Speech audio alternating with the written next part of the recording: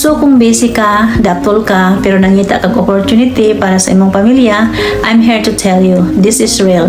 And if I can do it, you can too. Kini nga negosyo no, dako gyud kayo og nakatabang sa amo. Daghan naming mga pamilya nga nakabiyahe na, nakasuroy-suroy uban ang among mga anak.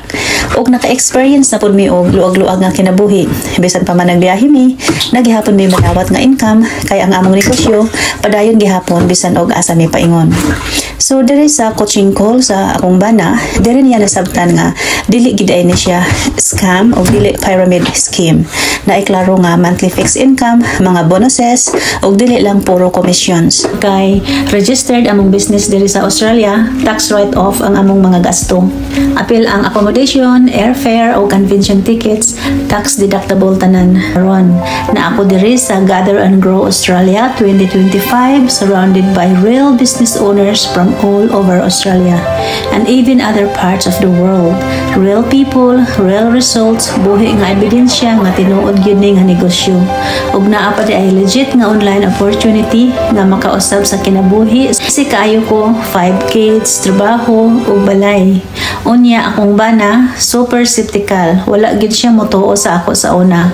But I kept going. I followed the training. I showed up. I learned. And now, he is my business partner. Niuban pa gid siya nako diri sa among convention kay gusto gid niya masayran unsa ni nga klase nga negosyo nga akong gi-invest. Imagine that, ang pinaka-skeptical nga tao karon ako ng business partner. Unsa may nakanindot ani nga negosyo? Dili ka kinahanglan og tech skills or experience na ay ready-made system with step-by-step video training, bisan dili ka tiki, kaya kaayo.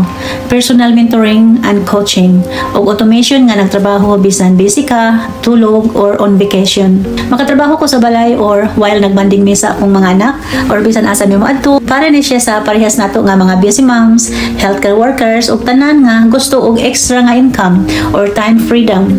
Labi na katong gusto nga naay time para sa ilang pamilya.